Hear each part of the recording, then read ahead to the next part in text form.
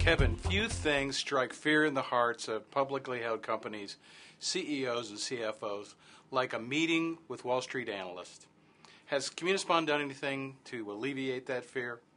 We have, yes. Biggest thing, of course, is to see if we can't get people up to snuff, maybe if they're not afraid, but we want them to be credible, and that's important. How was that accomplished? Well, what we do is first we assess where they are. Are they comfortable in their own suits as they sit there or stand there initially? And then secondly, give them the skills so that they can be interesting when they get up in front of a group of people. What would you say are the most critical components of a meeting like that?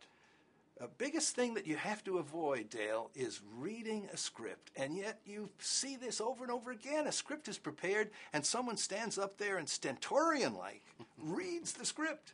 And an audience has a built-in suspicion of a written script. Heck, they've got the book, so they know what's there. They want to see what's inside the person.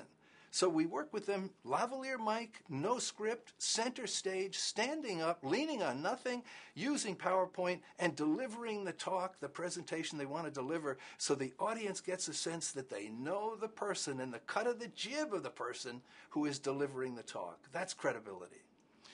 Excellent.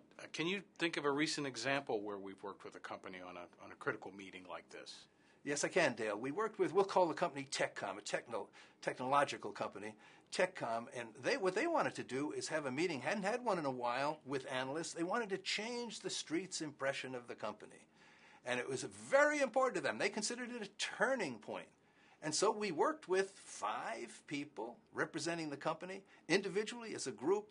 The morning of the presentation, Palace Hotel in New York City, we, from 9 to 12, went through the entire presentation with a full assembly in the location where the presentation was going to take place at 1.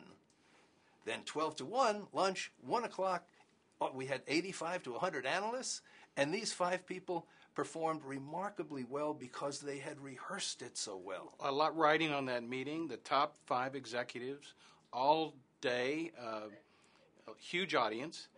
How would you describe the outcome? Instead of me describing it, I'll tell you, the next day I called up the chairman. Obviously, this is so important. And I asked him the question, how do you think it went? And he said, Kevin, I can tell you in one word. And then he chose 4.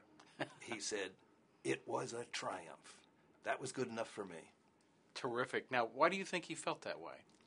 The afternoon meeting went from 1 to 3:30, and then the questions went from 3:30 to 4:30. Nobody left. We had 85 to 100 at the beginning, 85 to 100 at the end. That never happens in one of those meetings. They begin to bail as soon as they get what they need. But the analysts were interested, and they asked question after question, demonstrating that interest. That's a successful meeting. And I suspect the result they were looking for, that the value of the stock is protected, was achieved. That's a fantastic story. Thanks for sharing it. Thank you for asking me, Dale.